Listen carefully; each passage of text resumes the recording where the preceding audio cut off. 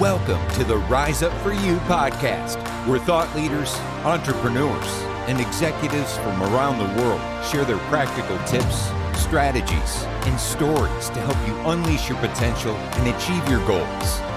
Your journey of growth to become your best starts now. Welcome to the Rise Up For You show, our podcast, our webcast, however you're tuning in today. Before we jump into our amazing guest today, I want to remind you all that if you head over to our website, riseupforyou.com, we have an incredible free course with 8 videos and a 60-page workbook for you to download to uplevel your success. Here at Rise Up For You, we are all about pushing your potential through soft skills, the skills that are the most needed, that actually make up 75% of an individual's success that we don't spend a lot of time cultivating. That's the emotional intelligence, the confidence, the leadership, the public speaking, and the presence, all those human skills that make up a lot of challenges today. That's what we're cultivating here at Rise Up For You. So again, head over to our website, riseupforyou.com, download your Master Success course, 8 videos, 60-page workbook, completely free, so that you can push your potential and actually optimize the technical skills. Build the wealth that you want, build the relationships that you want, and build an amazing life on your own terms. All right, let's jump into today's episode. Do you want the tools to create the life that you want? Do you need the guidance to be able to implement those tools like a badass? Well, you came to the right platform. Welcome everybody to the Next Level Podcast. I am your host, Dr. Leslie. I have an amazing guest in the studio today. I'm super happy. Finally, we coordinated our schedules to get her in here. She's so busy flying everywhere, speaking. Natalina, thank you so much for being here. Thank you for having me. It's such an honor to be here with you. Oh, thank you. It's really an honor and a pleasure. Thank you. So we kind of came together. How? I don't even remember. It was through John. I think it was John. At the studio here, John, right? yeah. He connected us. He's like, oh my God, you two are like, I'm new to podcasting. You're newish to Vegas. Yes. And it's like, you two girls have so much in common. You need to sit down and chat. Yeah. So we got together, we chatted, and you blew my mind, and I just like absorbed everything. And I'm like, oh my God, you're a rock star. So you have to be on my podcast. Thank you. Yeah. And then we did this little podcast exchange, and I'm so excited for my listeners to be able to hear what you have to say, because really this is about, like I said in the intro, this is about really giving people the tools that they need to create everything they want. And we're talking not just in their career or in their romantic life or in their personal life, their physical, like really everything to have that fulfillment, to be able to have abundance and joy and pleasure and everything. And so you have a really great sort of perspective, and your business is so beautiful because you really teach the fundamental things that we forget that are so necessary for us to create that success. It's like literally the foundation. Yeah, and it sounds so easy when you say it, right? And I think it sounds easy when, we hear it on social media. Just build that abundant life, that happy life that's amazing, that's full of fulfillment. And most of us are like, what? How do you do that? But you're right. I mean, it's really getting back to the core skills that make up 85% of our success personally and professionally, that no one ever really teaches us, that we often hear are common sense, right? We hear that's common sense, right? You should just know that. You should just be confident. You should have emotional intelligence. How do you not know how to communicate, right? Those are the things that we hear. But the reality is that actually, no, we haven't been taught those things. And most individuals really struggle with it. Most organizations struggle with it. When we ask companies what their top challenges are, it all has to do with people, right? And these people skills. When I work with clients and entrepreneurs, and similar to you, and you're coaching and you're working with them, the top challenges all have to do with the mind and the people skills that are getting in the way of individual success. They have masters, they have PhDs, they have all the technical skill that they need. But yet, how come they're not building the life that they want? It's all the skills that we're not taught at university, that we're not taught in school, that we're not really taught growing up, that we need to tap into. That's going to be the game changer in our life. Right. It's like emotional intelligence. We weren't 100%. taught that. We absolutely need that. So tell me, what is common sense? Common sense is all the human skills that help us build relationships, help us have self-awareness, self-management, social awareness, and relationship management, right? So what's an example of a common sense skill? A common sense skill would be, okay, somebody needs your support and empathy. Being able to be an active listener and provide empathy back. Not so common, right? Not so easy. A common sense skill is when you write that email, understanding how to write it in a way that the client or the customer on the other end is going to receive it well. Not common sense. Common sense is, well, you should just be motivated. You should know that you should do A, B, C, and D in the workplace. No, you shouldn't, right? All of these things that we think are just inherent are actually skills that are really, really important. Self-confidence, so important. It's not a skill that's common sense anymore, right? We think it is, like you should just believe in yourself, just go do it. But 85% of individuals struggle with self-confidence alone. Self-awareness. How many of us have friends and family where they see themselves one way and everybody else sees them completely different, right? That family member that's really stubborn, but they would tell you, I'm not stubborn. That's not true at all. And everybody else is like, yeah, you are. The self-awareness, right? The self-awareness does not exist in that person. Yes. Yeah. So, I mean, it's very robust. Like these human skills and the common sense skills, there's a lot of them. And many of us don't realize they're actually the things that are getting in the way of us living an amazing, abundant, kick-ass life. Right. Absolutely. And you really started in the individual sort of arena, right? But then you got into this corporate world. And now you have your CEO and founder of Rise Up For You, and you are expanding left, right, and center. Yeah.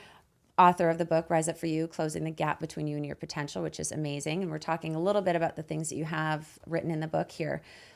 But how does confidence, confidence is really fundamental to what you want to teach, and as really a core method is what you teach in terms of confidence. So why don't you share with us really the importance of confidence? Obviously we know, but we need a refresher because we don't have common sense. We're going to pretend we don't have any common sense or knowledge. So share with us a little bit about that. Yeah, so confidence is a soft skill, and it's actually a part of emotional intelligence as well. It's like the third competency under EQ. We call it EQ. And unfortunately, it is the biggest challenge today for people. It's amazing. So my team and I have asked thousands of people around the world, not just in America, globally. Every year we ask thousands of people. We do this every year because we want to see if it changes. And globally, 85% say their number one challenge is self-confidence. Self-confidence. And that's the first step of building these soft skills, because the rest of the soft skills are self-management, empathy, active listening, building relationships, having resilience, understanding how to read a room. You can't do all these things if your mind is getting in the way of your ability to take action and to be aware if you're in your own head. So self-confidence is a really, really big challenge. And I always say, you can have all the degrees in the world, you can have all the certifications in the world, you can have all the technical skills in the world, but they're not going to serve you the way you want them to if your confidence is hindering your ability to move forward and take action, right? We've heard it. Imposter syndrome, perfectionist mindset, not feeling enough. I mean, not feeling enough is a huge pandemic. The amount of people that I know, that you probably know, that have so much success, but no matter what they achieve, they don't feel enough. Yes. Right? It's just not enough. Right? The monkey chatter that's in our head, the self-doubt that gets in the way of us moving forward and taking action, that's very crippling. And that right there can stop an individual from building the life that they're proud of, because they're never going to get to that next step.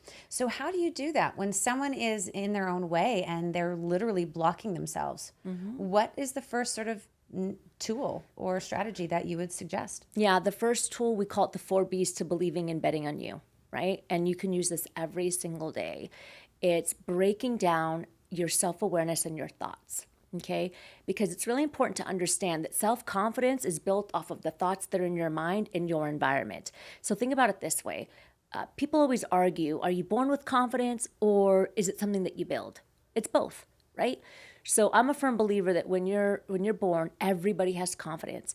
But the second you're born, your environment can impact that. right? So are you born into a loving family versus a family that maybe has a little bit more trauma and abuse, right? Do you go to a school that's supportive and are you around amazing teachers, or are you being bullied and do you have teachers that put you down?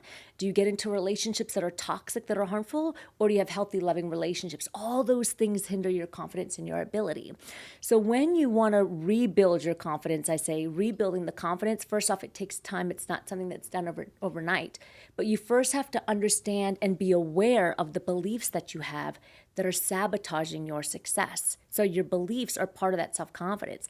Most people don't even realize the beliefs that are in their mind. How many times have we had a friend or a family member say something really negative and we're like, do you know what you just said? I didn't say that. I'm like, yes, you did. You just put yourself down in front of everybody. And they have no idea that they did that. They're not aware. So building confidence, the 4 B's to believing and betting in you. The first B is, what's the belief? And we all have thousands. So just want you to ask yourself, like, what's one belief that you currently have that's getting in the way of your success? Just one belief. It could be anything. It could be, I'm not a good enough wife because I'm constantly working. Maybe that's a belief, right? I hear that a lot. Or I don't feel like I'm a good mom because I have to get up and go to work every day and take my child to childcare. That's a belief that I hear, right? No one listens to me as a leader because I'm younger than them. That's a belief, right? So all these things that are getting in the way of our ability to really just step into our full potential. The second B is the backstory. Where does that belief come from? Does it come from a past relationship? Does it come from a former boss that you had? Does it come from your childhood? And I want you to get really, really, really specific. Where does that thought or belief come from? Because what happened is that most of us have gone through these experiences and situations where an individual has put a belief and a thought onto us, and we didn't know any better, so we took the belief on as our own. And now 20, 30, 40 years later, we are walking around with all these thoughts in our head that are holding us back, and they don't belong to us. They belong to the individuals that projected it onto us. So we have to understand what's the backstory, okay? The third B, I think, is one of the most important. What's the behavior that it's causing in you? Is it causing you to procrastinate? Is it causing you to put yourself in toxic relationships with men or women because you don't feel enough? Is it causing you to stay in relationships that are unhealthy? Is it causing you to stay quiet in a meeting even though you have the answer and you know if you raise your hand it can really help the company? So what's the behavior that it's causing in you? And then the last B is, how do you break it? And that's not cookie cutter. I can't give you like, here's how you break it, because everyone's a little bit different. I know for me, I break beliefs just by understanding that if I don't break it, that person still has power over me. And I refuse to let people have power over me like that. I'm the same exact right? way. I'm like, oh no. the moment that I become very conscious, it's so funny you say this because I literally did this exercise yesterday with myself. I had this limiting belief because lots of stuff is changing. Kind of went into sort of the limiting construct, found it, identified where it happened in my childhood-ish, and what action. Same, so funny. And I was just like, hell no, this is not going to happen anymore. I kind of went type A all over myself. Yeah. I'm like, this is just done now. And we're just going to do a whole revamp. And I literally just thought block. Like, I will not allow myself to have that rhetoric, that language, anything. And I'm so self-aware. I mean, almost maybe annoyingly so to an excess, almost to an obsessive level. But for me, I just will not allow myself, once I'm conscious of something, to bring it down. The power, I think, is a big thing. It's a control over myself. Yeah. Other people, they don't have control over me, but for me, it's my self-control. I know that I'm in control. No one will dominate me. It's my sovereignty. So it's just 100%. Like the light switch goes on and it's done for me. 100%. And it's not easy, but that's the question that you have to ask yourself is, do you want your past backstory, the beliefs, to drive these behaviors that aren't going to serve you, that are going to sabotage you? You know, like I've been through a lot of challenging experiences in my life. And I always sit and ask myself, all right, are you ready to do the inner work?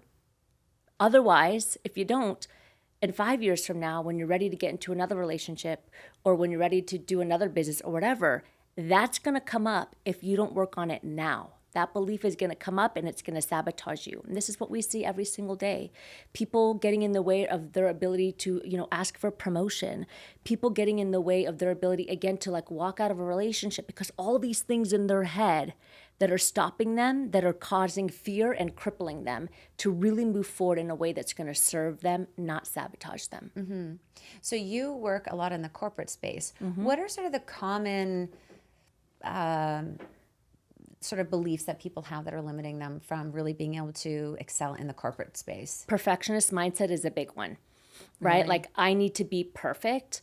Otherwise, like I can't submit the project, right? Or I can't ask for the job promotion or apply for the job that's opening because it needs to be perfect. So perfectionist mindset is a huge hindrance for many people, not realizing that perfection is the preventer of your potential. I always say this. That's well said. I love that. Yeah. Perfection prevents you from your potential. And so you end up just sitting all day. Is it perfect? Is it perfect? And next thing you know, 10 years have gone by and you didn't write that book that you wanted to write because it needed to be perfect, right? You didn't go for the job or build the business that you wanted because you just weren't ready because it wasn't perfect. And that really harms people, right? So that's one thing that we see a lot in the corporate workplace. Another thing that we see a lot is fear of just rejection. So instead of going to the boss and asking for clarity on communication or clarity on job roles and tasks, they don't ask questions. So then they end up dragging their feet to get the project done, or maybe they'll submit something and it's not of quality. And when the leader says, how come you didn't raise your hand and ask for clarification? Or how come you didn't come into the office and ask for support? Well, I didn't want you to think that I don't know how to do my job. Right? I don't want them to think that I'm not good at what I do. So there's all these thoughts and fears that happen that end up doing more damage than good, right? Another thing that we see is imposter syndrome. So when somebody does get the promotion or when they are in a leadership position, it's, I don't know why I'm here. Why did they promote me? I'm not good enough to be here. And then that impacts their ability to lead their team that they're now in charge of. So we see this every single day.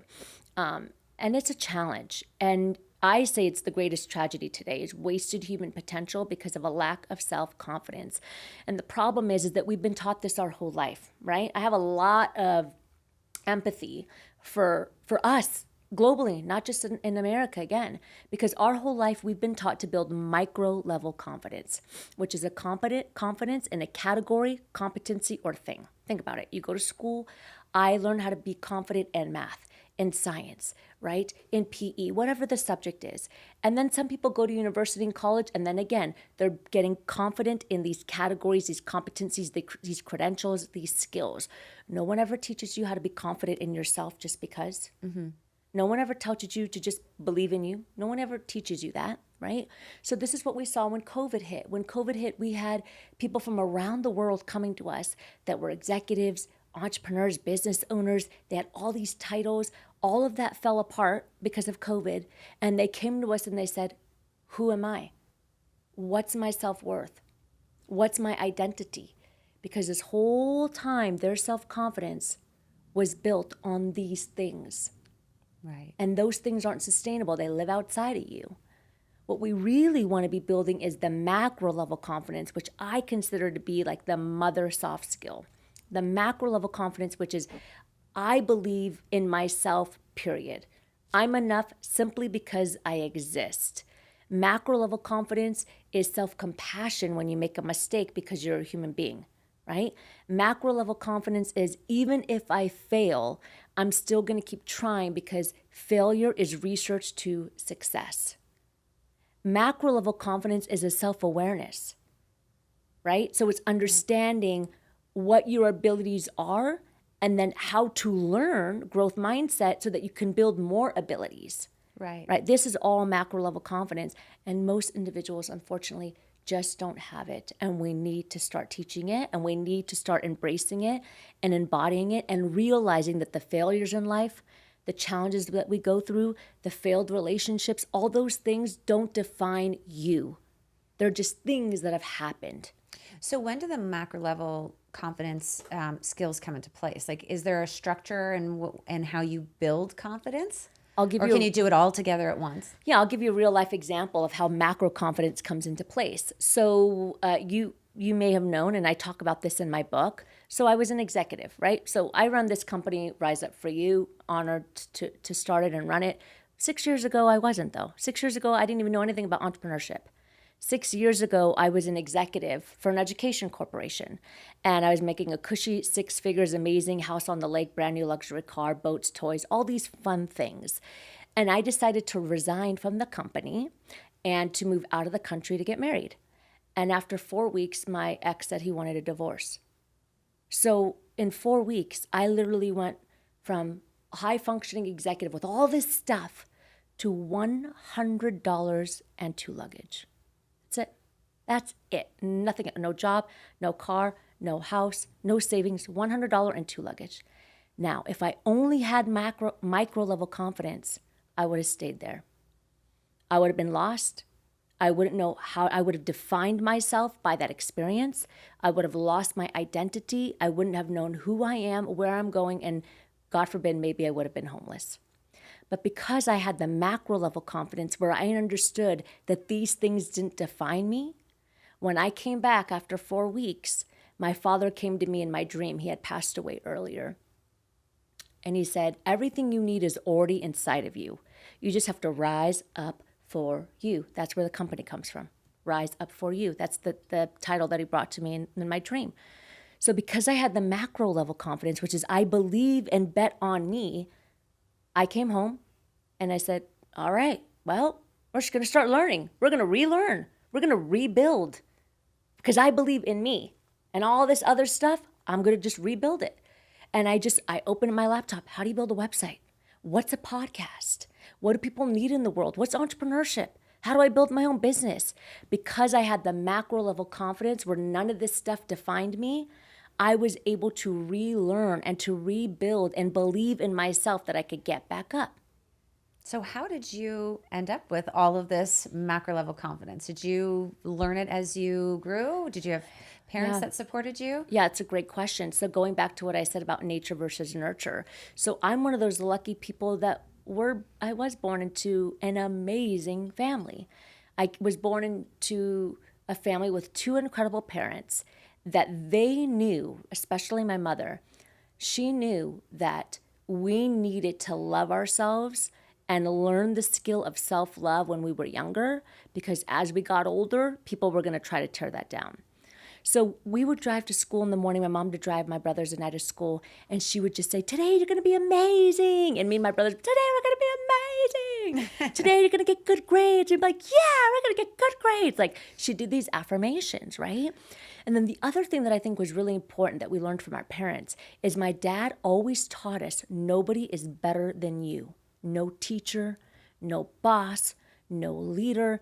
No one's better than you, and you're not better than anyone else. So when we were taught that at a young age, guess what it taught us? That we don't have to prove ourselves to anybody but ourselves. So we learned at a young age to be motivated and to follow achievement for us so that we can put our head on a pillow at night. Not because we needed validation, right? Not because we needed the teacher to validate that we were good. Not because we needed our boss to validate that we were good, but because we owed it to ourselves. So our parents taught us these things, and our whole childhood, they constantly reinforced these skills, like be the best that you can be. I remember one time I got an A- on a test when I was in high school. A-. Leslie, that's pretty good. Yeah. Okay. I remember one time. She says, I remember one time when I got an A-. Okay. I get this Once. I get this A-, and I come home, and my dad looks at it. He's like, A-? You got an A-? Like, that's pretty good, Dad. He's like, why not the A+? And I remember sitting there thinking, I got an A-. That's pretty good. Why not the A+? And he looked at me and he said, could you get the A+? Do you have the potential to get the A+? I said, yeah, I'm sure I do. Then why didn't you push yourself to get the A+? Not for me. Why not for you? Did you not push your ability to be the best you can be? That's a good point. That's a good lesson. If I know I can do it, why didn't I do it? Why did I sell myself short? And what was your answer? Do you remember? I was just a good point. That's it? Yeah. I don't know. I was 16. I was like, I don't know. So that's what we were taught our whole life. So then when we did get older, and my mom was right, and teachers put us down, first relationships knock you down. I went through the divorce. I was smart enough to go, no, I don't think that's true. No. You're telling me that I'm not a good person and that I'm A, B, C, and D, and you're chopping me up and cutting me down? No, I can't believe that. That's not true. I know I'm a good woman. I know I'm kind. I know I'm loving. You see what I mean? But if you don't have that, then when somebody says, you're not good enough to do that, your mind is going to go, oh, I've heard that before. So maybe it's true. Right. So how do you bridge the gap for people that haven't been as blessed as you? These skills, the 4 Bs, you got to start there. So the 4 Bs are the absolute first and foremost thing that people First have thing to to do. start, yeah. But you have to have some sense of self-awareness to catch the thought. Yeah. So if you're in this fast-paced life where you're constantly going, and you don't have time to think, you need to slow down so that you can catch the thoughts and build self-awareness. See, that's the beautiful thing about everything that I'm talking about is you can achieve it, but you have to give it time and space. Right. You're not going to build confidence and build self-awareness when you're on autopilot and you're constantly going and you're just in reactive mode. Right. So let's break it down a little bit more. So for the first B, you have to really get into the belief of it. So how can we, for the listeners who are just like, please walk me through it. How would you recommend doing that? So what does it mean to slow down? Would you recommend meditating, even though we all know meditating is now a profanity in my wheelhouse? Do you recommend journaling or auto writing or going for a walk? Like, what is your way that you would recommend someone to just open up, be able to connect, and get down to a belief? Yeah, everyone's a little bit different, but here's what I can tell you. A couple or different ways that you've noticed help people. You need to create intentional space and time in your life every single day that's just for you, that doesn't include technology and consumption. How long would you recommend? 5 minutes, 20 minutes, how long it takes?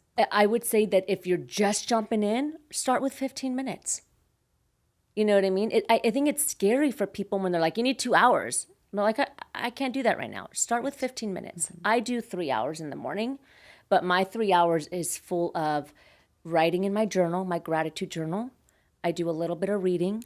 I sit in silence with my cup of coffee, my Nespresso, and my froth with my puppy, and then I'll go to the gym and I'll work out. That's a form of meditation for me. And then I'll come back and I'll start my day and I'll get ready. But in all that time, that's what I'm doing is I'm sitting in my own presence in silence and thinking about maybe the night before or the day before. I'm the same way. In the morning, my day doesn't really get going for a couple of hours because I need so much time to get into a state. For me, that is about being. I need to just be me, be in my energy, feeling the body, feeling into the consciousness, letting everything wake up, allow the senses. And it's the same thing. It's my cup of coffee. It's like the thing that it's such a pleasurable experience. So, I mean, not to necessarily recommend, but really getting to that kind of routine. I think morning is really important for me too, the nighttime as well. I don't know if you have a nighttime routine that is similar to wind down.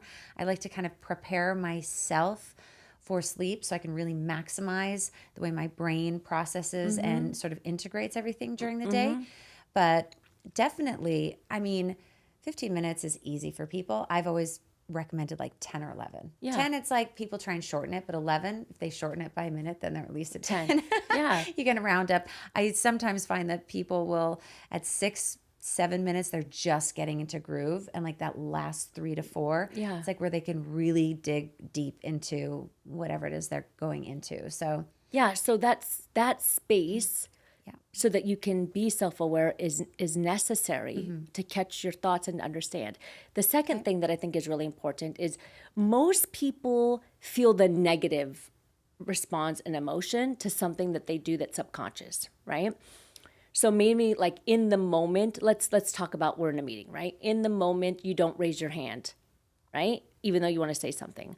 it's not in that moment that you're recognizing it. It's when you walk out of the meeting that you're like, oh, I should have said something, right? So we always feel the emotion like after the fact. When you feel that emotion, and most people feel that emotion, okay? When you feel that, oh, I should have done that, or like, I'm not feeling great, that's a perfect opportunity to sit down and get self-aware and ask yourself, okay, Netta, why didn't I raise my hand in the meeting? Right? Okay, Netta, how come I'm still in this relationship when I don't feel good? Why am I doing A, B, C, and D? These are the perfect moments for you to have conversations with your beliefs and with your behaviors so that you can figure out why you're behaving and doing what you're doing. That's how you're going to build that self-awareness, right? And I start to see what some of my clients, they're like, oh, I went through it the other day. I'm like, let's talk about it.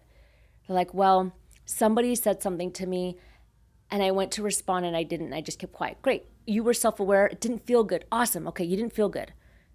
Tell me why it didn't feel good. Tell me why you think you didn't respond. And now we're able to get to the beliefs and start building self-awareness. And the more you do that and the more you have conversations, the more you're going to be able to catch them in real time. Now, not after the fact, but in real time where you can make a shift. Right. And it allows for positive movement forward instead of spiraling into that negativity, which is so easy to go down that rabbit hole right from that moment of realization for people who don't have those really fundamental skills and tools to be able to keep their confidence up. So I think that's really great. Really, really great point is get on top of it right then and then in the moment that you become aware, because that can really reinforce the neural pathway, reinforce the negativity, reinforce the lack of confidence. So in that moment, would you agree? 100%. And I want to make it really clear for everybody that we're not talking about erasing all your negative thoughts or erasing self-doubt. That's not realistic. Let's get that clear. Everybody has self-doubt, including myself, you, Tony Robbins, Oprah, you name it. We all have self-doubt.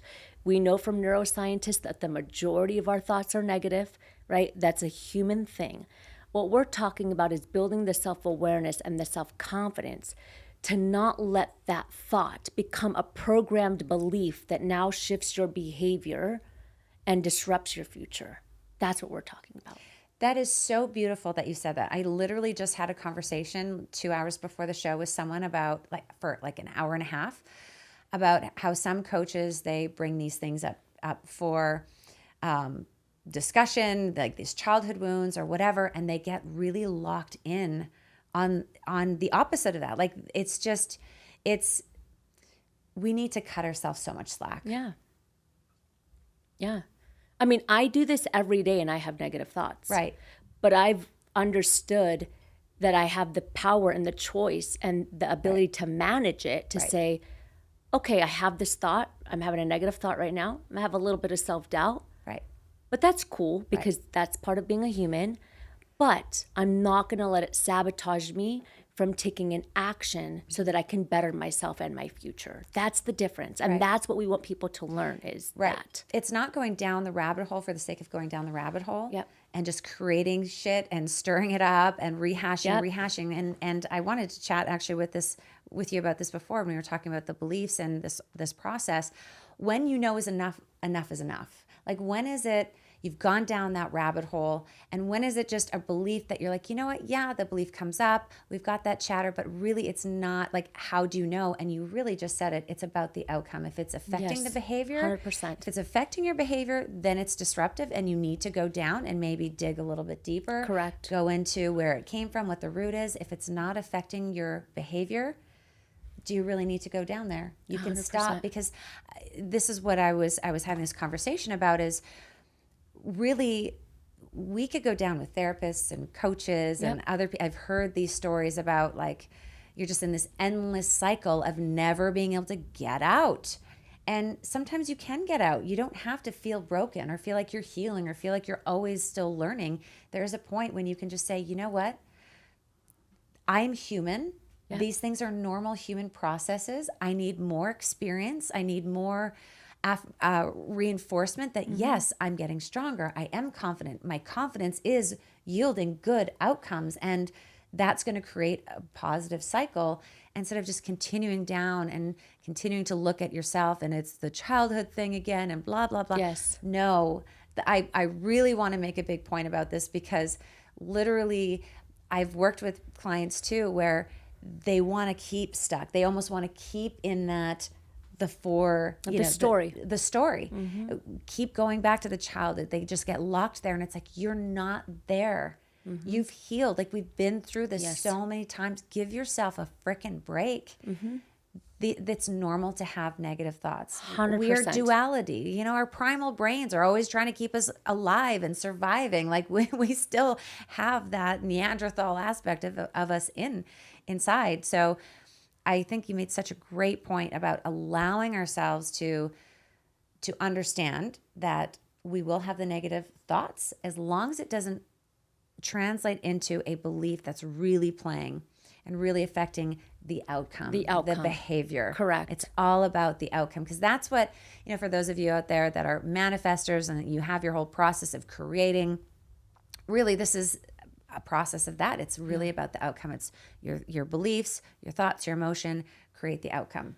Yes. So, and when you do that more and more often, you build more and more confidence. Right? But here's the thing is that when you don't do that, you crush your confidence. Because one of the number one confidence crushers is disrespecting yourself. It's like, yes, you know you shouldn't have done that. Or you know you should do this. Or you know you should get out of this situation or this circumstance. And you don't because you don't feel confident. You start to lose trust in yourself. You start to lose respect within yourself. And that can crush someone's confidence. And so that's why if you can learn to manage these emotions to keep taking action, your confidence will continue to grow. And if you don't, you'll continue to not trust yourself. You'll continue to not, it's like you're breaking a promise to yourself over and over and over and over again. And it makes you feel small. And we don't want to do that. Right. It reminds me of the concept of self-love, right? You may not use those words particularly in your book and especially in the corporate setting necessarily, but really for me, self-love looks many different ways, but I love on myself the most and the hardest when I'm giving myself a break, when I literally can embrace myself and say, you know, you are doing so well. Like you've got this. It's okay. Like you're human. Relax and just honor yourself and be with yourself and know that you are good. And that for me is such a big confidence booster by just taking away my type A. Like I type A all over myself. Yeah. and no one else gets the type A except myself. It's really, you know, for me, that's been very much a confidence booster. I don't know if that is. Yeah, 100%. You have to build a relationship with yourself just like you build a relationship with your partner, your romantic partner. We spend a lot of time chasing romantic partners. Like, I got to build the relationship. I got to get to know them. Have you ever taken yourself out on a date? Have you ever sat with yourself and just built the relationship on your own? I've spent a lot of time with myself, which is great because I have a healthy relationship with me. I know what I'm like in certain environments. I know what I don't like. I know that I can sit by myself and eat dinner in, you know, a 4 or 5 star restaurant, Michelin star restaurant, and just be alone and dressed up and eat by myself. And people look at me, I'm like, hey, like no problem. But you got to be able to spend time and do that with yourself so that you understand that. And what does that look like also like in the corporate space? How does that translate? Think about this. When you struggle with self-confidence, your ability to lead will always be hindered. Because when team members do certain things, right? When you hear feedback, when things aren't going your way when you're leading, guess what happens? It now becomes a part of you. It's you that's the problem and not the problem itself. Same thing when you get feedback. If you struggle with self-confidence, when your boss says to you, hey, we need to change that email doesn't fit our brand. When you struggle with confidence, all you hear is, I suck at my job. I'm not good enough. It becomes personal. It becomes like a personal attack. Yeah. The leader's talking about the email, all you can hear is that you're not good enough. So your leadership, teamwork, communication are all going to be hindered if that self-confidence and that ego doesn't become managed so that you have the capacity to hear clearly and help create solutions to situations. Yeah, That's awesome. All right, we're going to switch a little gear Let's do it. into the 6 pillars of success. Okay. So tell us about these. They're in your book. They're awesome. But let's explore. Start with number 1. Yeah. So when I went through the divorce that I talked about earlier, what I didn't mention is that 3 months after coming back and starting to build the company, my second parent, my mother, was diagnosed with stage 4 cancer. So the second I came back and I started building the company, I was thrown right back into another, I would consider traumatic situation. And I lost her 7 months later.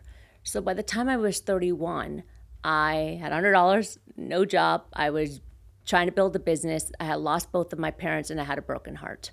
And I remember when my mom passed, being in the closet, and I'm the only girl. So I inherited all of her stuff and I was cleaning her closet. And I just remember bawling and thinking, I'm 31 years old and I just lost my second parent. What does it mean to build a life that you're proud of? Wow, that's powerful. And I mean, I don't even know how you managed to get through. I mean, your confidence in yourself really is so. Excuse me.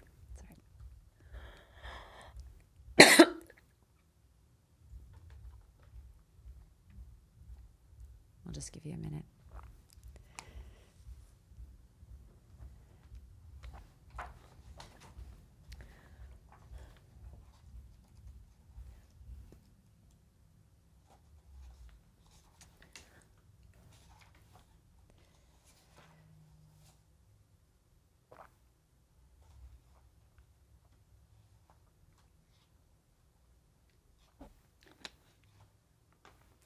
Okay.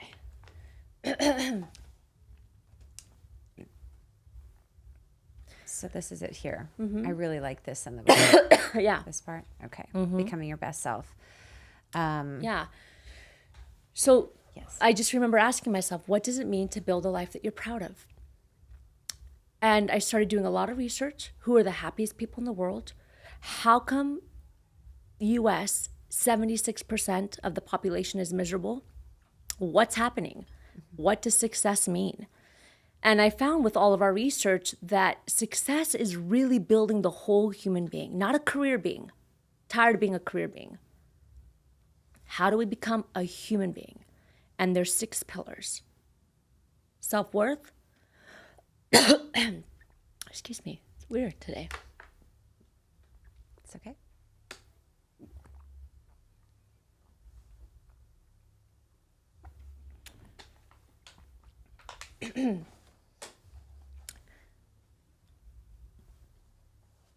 All right. To do my little singing technique here. Right. We'll just cut sure. through and yeah. So there's 6 pillars to that. So self-worth, career, health and fitness, your romance, which people don't think about, money, and people intelligence. So your community, the people that are in your life. And ask yourself 1 through 10 in each one of those pillars, 10 being amazing, 1 being non-existent. Where are you? Most people have a 50%. Most people. In every single pillar? Total. Total. Oh, really? Wow. So they'll add up their score, 1 through 10 in each pillar, add it up, divide it by 60. What's your success score? Most individuals fall under a 60%. Wow. Yeah. Is there a common theme of which pillar they're most deficit in? Self-worth. Yeah. Self-worth, career. Some people, money. We see a lot in health. It really depends. A lot of executives, it's romance and health because they're executives, right? So the Yes. thing that they put on the back burner is their love life, their partner, and taking care of their health. Right. Wow, that's so unfortunate. I mean, to balance them all, we can achieve that. We can. It's just a matter of getting out of our way. I'll give you another minute.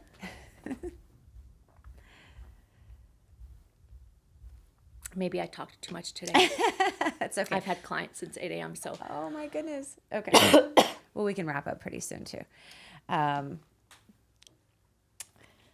So with executives, then they don't have romance and their health is out of whack. So when you're working with an executive, how do you work to rebalance their pillars? I'm a firm believer that you can have it all. I am. I am too. Like, don't believe in impossibility. I believe we can have harmony in all things. Yeah. I believe that you can have it all if you create a system for life. I mean, think about it. We create systems for business, right? We have our time, our management, our calendar, our meetings. You can do the same thing for life. I do it every Sunday. I put in time for the whole week for dates if I'm dating anyone, family time, going to the gym every single day. I put in all of these pillars, 100%. The reason why people don't have these things is, again, because they put their priority on their career. So they're spending 80 to 90% of their week just in their work.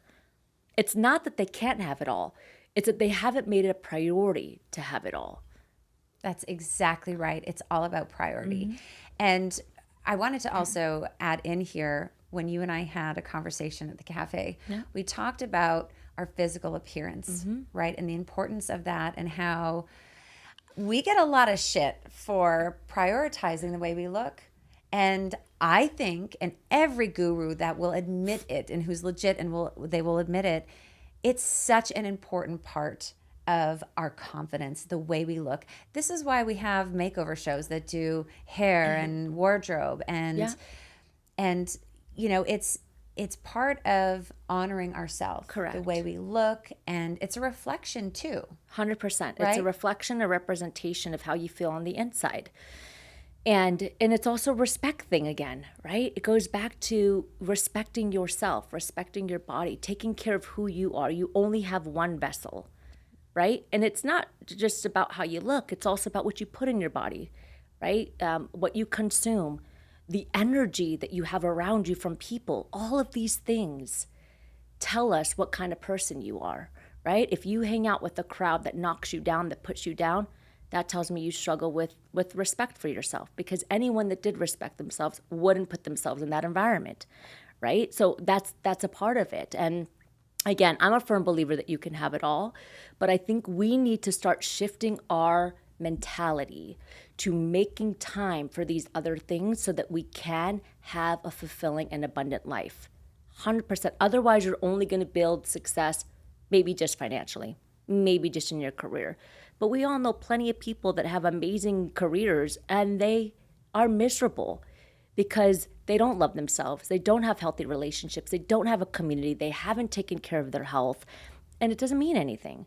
But how awesome would it be if you were financially abundant and you did have confidence in yourself and you had like a sexy, passionate relationship, you had a great tribe? Like, how much better would your life be? Right? But you have to put time in every one of those things, and you have to make it a priority. That's it. There's no way around it. You got to make time for it, and you have to care enough about it. Otherwise you spend your whole life, and maybe it's because I lost my parents. This is how I think. God forbid, I might not wake up tomorrow. That's just the reality. But we don't think that way. We think we have our whole life ahead of us. Like, I'll change when. I'll make a shift if. When this happens, then I'll. But that never came from my parents. The when I never got there. When I retire, then I'm going to travel. Well, they never got to retire. They passed they passed at 62, both of them. When I lose weight, then I'll da-da-da-da-da. Well, you never lost weight because you passed away from a heart attack before you got there. I don't live my life that way. And I think we all need to start waking up and realizing that life is not guaranteed tomorrow. And I want to know that if I put my head on my pillow tonight and I don't wake up, I left everything on the table. I've communicated, I've given my best self, I've added value to the world, I took care of myself, I was the best me I can be. God forbid if I don't wake up tomorrow, I'm proud to put my head on a pillow tonight. Those are such amazing, inspiring words to end on. Thank you so much. Wow, I just am buzzing. Really. I'm sweating.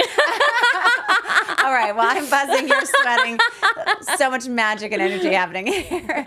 Oh my gosh. Thank you so You're much for welcome. being on this show today. This is really brilliant. I hope all of you listeners, I know you got a lot out of this. Enjoy it. Message me and we can answer any questions that you have to implement this Thank you. badasses. Yes. Thank you so much. All right, guys. Until next time. Imagine a life where you can have it all. A booming career, fantastic love life, great health and success, and overall achievement and happiness. Imagine pushing your potential to your absolute best and every day living a life that you are proud of. Well, if this sounds like something that you're yearning for, then the Rise Up For You Growth membership is perfect for you. My team and I believe in supporting you and helping you get to the next level because we know that you can do and have what it takes to be your best. When you join our membership, you get access to live trainings every single month with myself and our team. You get free coaching. You get a number of on-demand resources to help level up your success that you can use in the comfort of your own home. And you get access to our global membership around the world full of like-minded professionals that are looking to be their best. Your time is now to push your potential and live the life that you want to live. So if you're ready to take the next step in your life and in your career, join the Rise Up For You Growth membership. Click below and we'll see you there.